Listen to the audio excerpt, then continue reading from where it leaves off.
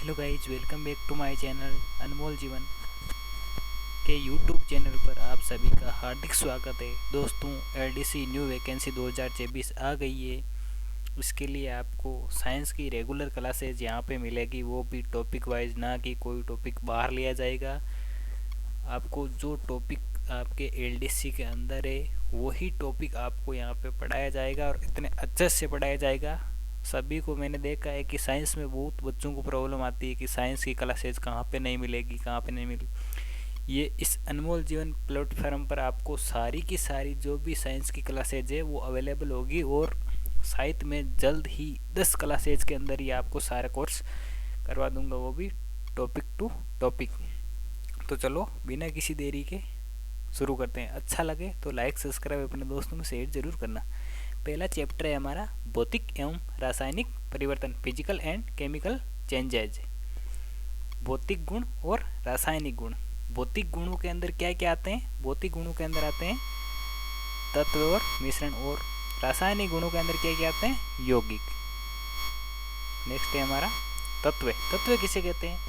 एक ही प्रकार के परमाणु से मिलकर बना पदार्थ तत्व कहलाता है, जैसे hydrogen, oxygen, nitrogen, carbon, argon, aurum, zinc, copper, Hg और Cl आदि। नेक्स्ट है हमारा यौगिक। दो या दो से अधिक तत्वों के निश्चित अनुपात में रासायनिक संयोग से बना पदार्थ, इनका निश्चित अनुपात लिया जाता है। जैसे H2 है तो 2:1, ऐसे 2 हाइड्रोजन और 1 ऑक्सीजन का, तो जो निश्चित अनुपात में बनेगा उसको हम यौगिक कहेंगे। इसमें सदैव क्रिया कारकों के गुणधर्म समाप्त हो जाते हैं, वे नए गुणधर्म दिखाई देते हैं। जैसे ये एक एग्जाम्पल दिया हुआ है आपके सामने, ये देखो। इसमें क्या है? C+O2। O2 क्या है? ये जलाने में सहायक है, और ये CO2 अग्निशामक, यानी ये आग बुझाने में सहायक है। CO2 से आग बुझती है और O2 से आग और ज़्यादा जलती है। नेक्स्ट है H2+O2 is equal to H2O। इसमें क्या है? हाइड्रोजन के 2 अणु और ऑक्सीजन के 1 अणु, इनको निश्चित अनुपात में मिला दिया है, तो ये क्या बन गया? ये यौगिक बन गया है। हाँ, एक ये भी याद रखना, H2O2 एक विषैला पदार्थ है। नेक्स्ट है मिश्रण। मिश्रण किसे कहते हैं? दो या दो से अधिक तत्व या यौगिक या दोनों के अनिश्चित अनुपात से बना पदार्थ मिश्रण कहलाता है। इसमें ये याद रखना, अनिश्चित अनुपात आएगा। क्या आएगा? अनिश्चित अनुपात। और उसमें क्या था? निश्चित अनुपात है। क्रिया कारकों के गुणधर्म मिश्रण में उपस्थित होते हैं। उत्क्रमणीय परिवर्तन, वे परिवर्तन जो विपरीत दिशा में भी संभव है। जैसे ये इस दिशा में हो गया तो ये वापस इसी दिशा में, विपरीत दिशा में भी हो सकता है। ये अस्थायी परिवर्तन होते हैं, याद रखना, उत्क्रमणीय परिवर्तन। और नेक्स्ट है अनुत्क्रमणीय परिवर्तन, वे परिवर्तन जो विपरीत दिशा में संभव नहीं होते हैं, जो एक ही दिशा में होते हैं। ये इस दिशा में होंगे तो ये इसी दिशा में होंगे, वापस नहीं होंगे। अगला है हमारा भौतिक परिवर्तन। भौतिक परिवर्तन क्या है वो मैं आपको पहले बता देता हूँ कि भौतिक परिवर्तन में क्या है कि पदार्थ के आकार, माप, रंग, अवस्था, घनत्व, द्रव्यमान तथा क्वथनांक जैसे गुणों में परिवर्तन को भौतिक परिवर्तन कहते हैं। आपको सिंपल शब्दों में बताएं तो आपको ऐसे क्वेश्चन पूछेंगे कि कौन से में भौतिक परिवर्तन है और कौन से में रासायनिक परिवर्तन है। जैसे कि भौतिक परिवर्तन तो है आपका दूध से दही वाला, तो रासायनिक परिवर्तन है। और जैसे ये जल है, जल का बर्फ में बदलना, ये कौन सा परिवर्तन है? ये भौतिक परिवर्तन है। ये उत्क्रमणीय है, क्योंकि इसको दोनों दिशाओं में कर सकते हैं हम। जैसे दूध, जो पानी से जो बर्फ बना सकते हैं और बर्फ से वापस पानी बना सकते हैं, तो ये कौन सा परिवर्तन हो गया हमारा? ये हमारा हो गया भौतिक परिवर्तन। इसमें पदार्थ का रासायनिक संगठन अपरिवर्तित रहता है, इसके संगठन में कोई भी परिवर्तन नहीं होता है। ये बहुत इंपॉर्टेंट क्वेश्चन है। ऐसे छोटे छोटे क्वेश्चन एलडीसी के अंदर आएंगे, इसका ज़्यादा लेवल नहीं है हमारा। ये सीटी 12th के अंदर ये सेकेंडरी लेवल में है, तो इसका मतलब ज़्यादा लेवल साइंस का नहीं आने वाला है। तो आपको छोटे छोटे बिंदुओं को ध्यान रखना है। जैसे ये भौतिक परिवर्तन कौन से होते हैं? उत्क्रमणीय होते हैं, अनुत्क्रमणीय होते हैं, दोनों होते हैं। तो ऐसे ऑप्शन आएंगे तो आपको ये वहाँ पे क्या करना है? उत्क्रमणीय। ऊष्मीय प्रसार, भौतिक परिवर्तन। गर्म पानी डालने पर कांच का चटकना, कौन सा परिवर्तन है? ये भौतिक परिवर्तन है। छानना, आसवन, संघनन, वाष्पीकरण, निथारना प्रक्रमों से उत्क्रम किया जा सके। पदार्थ की अवस्था, पदार्थ की कितनी अवस्था होती है? पदार्थ की 3 अवस्था होती है। ठोस, द्रव्य, गैस में परिवर्तन अवस्था परिवर्तन कहलाता है। पदार्थ की अवस्था में जो परिवर्तन होगा उसको ही हम अवस्था परिवर्तन कहते हैं। जैसे ये बर्फ H2O, ये ठोस है। बर्फ आपको पता है ठोस होती है। ये जल में परिवर्तित होगी तो ये द्रव्य बन जाएगा, और ये वापस अगर भाप में बनेगी तो ये गैस बन जाएगी। और गैस से सीधे ठोस में बदलना क्या कहलाता है?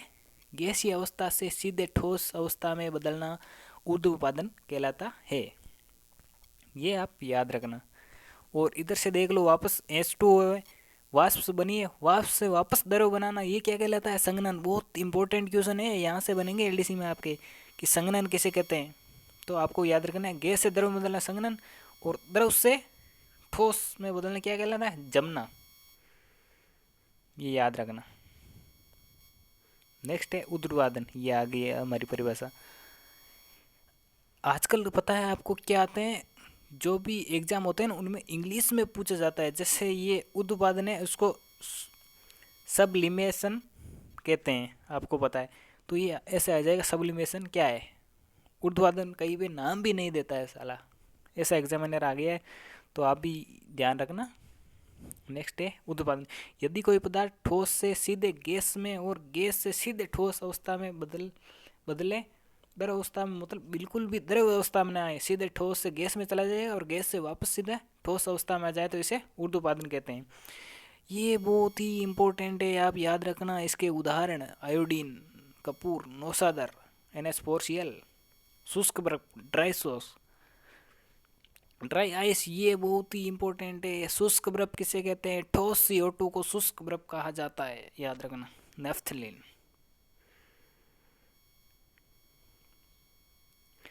हाँ, अगला इंपॉर्टेंट उदाहरण बताते हैं हम भौतिक परिवर्तन के, जो एग्जाम में सीधे के सीधे एग्जामिनर पूछे जाएंगे आपको। जैसे उदाहरण है सोने का पिघलना। कौन सा परिवर्तन है? सोने को पिघला के हम वापस सोने बना सकते हैं, तो ये भौतिक परिवर्तन हो गया। कांच का टूटना, कांच अगर टूट जाता है तो वापस उसको बना सकते हैं हम, वापस उसी कांच से वापस कांच बना सकते हैं।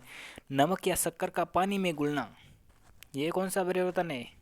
ये भौतिक परिवर्तन। ब्लेड को ज्वाला पर गर्म करना, भौतिक परिवर्तन। जल से वाष्प बनाना, भौतिक परिवर्तन।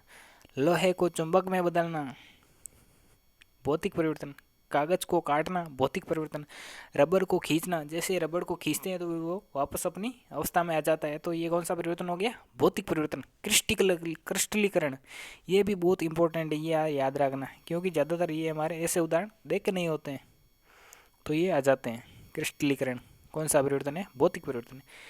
किसी क्रिस्टलीकरण की परिभाषा क्या है? किसी पदार्थ के विलयन से उसके शुद्ध तथा बड़े आकार के क्रिस्टल प्राप्त करने की प्रक्रिया क्रिस्टलीकरण कहलाती है। अब नेक्स्ट टॉपिक आ गया हमारा रासायनिक परिवर्तन। रासायनिक परिवर्तन पता है आपको, नए पदार्थ बनते हैं। जैसे हम लकड़ी को जला दिया तो वो राख बन गई, उससे राख से वापस लकड़ी बना सकते हैं क्या? कभी नहीं बना सकते। तो ये रासायनिक परिवर्तन है। रासायनिक परिवर्तन, इसमें एक से अधिक नए पदार्थ बनते हैं। यस, नए पदार्थ बनते हैं। ये स्थायी व अनुत्क्रमणीय होते हैं। इस परिवर्तन को रासायनिक अभिक्रिया भी कहते हैं। पदार्थ के रासायनिक गुणों में परिवर्तन होता है, बिल्कुल परिवर्तन होता है, जैसे पूरा का पूरा चेंज हो जाएगा।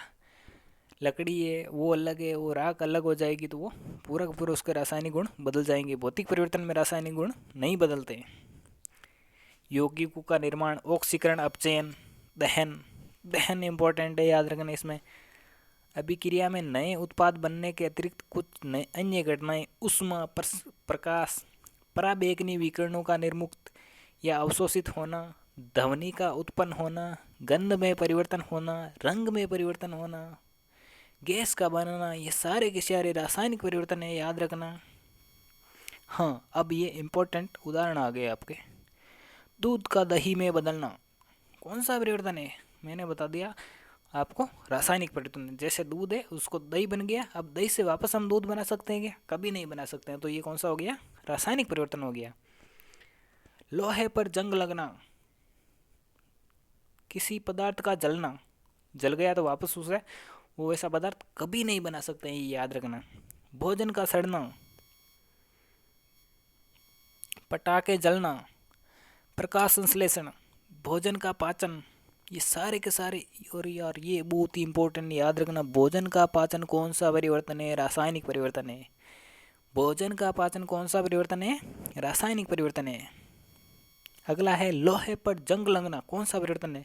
लोहे को आर्द्र वातावरण में रखने पर जंग लगता है, वायु व जल दोनों अनिवार्य, इसमें दोनों के संपर्क में आता है तो लोहे पर जंग लग जाता है।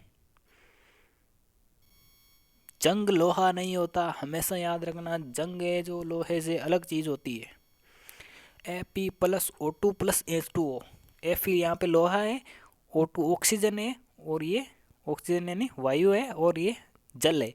ये जब लोहा वायु और ऑक्सीजन के संपर्क में आएगा तो ये आयरन ऑक्साइड बनेगा, Fe2O3। इसी को क्या कहते हैं? जंग कहते हैं।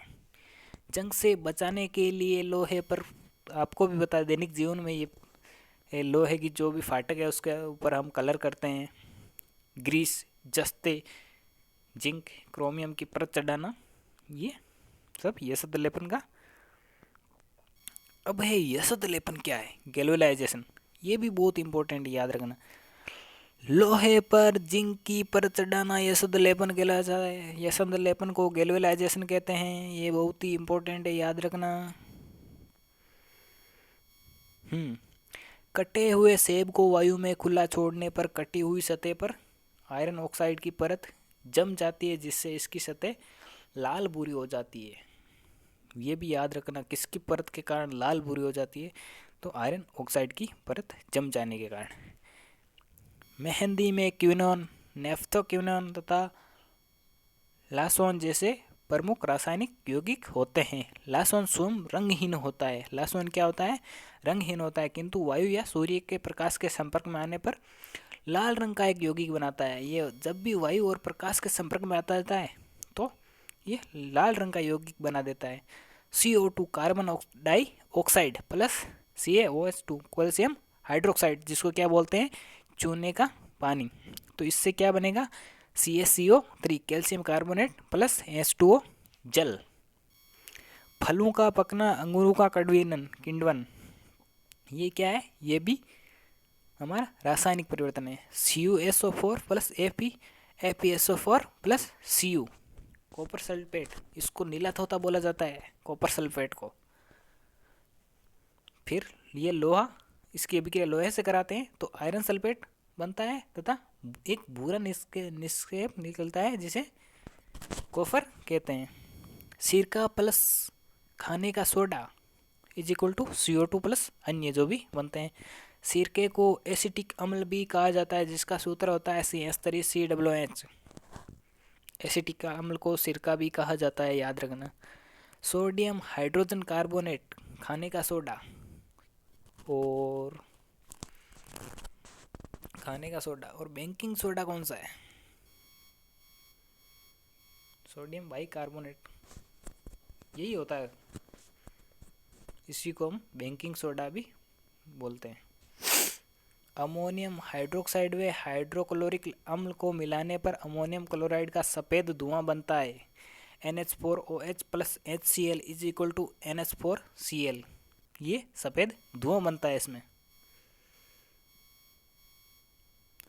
ये हमारा भौतिक एवं रासायनिक परिवर्तन का चैप्टर क्लियर हो गया। दोस्तों, कैसी लगी क्लास? आपको अच्छी लगी तो लाइक सब्सक्राइब अपने दोस्तों में शेयर जरूर करना, तथा जो भी आपको इसकी PDF चाहिए तो आप मेरे को मैसेज ज़रूर करना कमेंट बॉक्स में। जिसको भी PDF चाहिए वो मैं आपको भेज दूंगा। थैंक यू दोस्तों।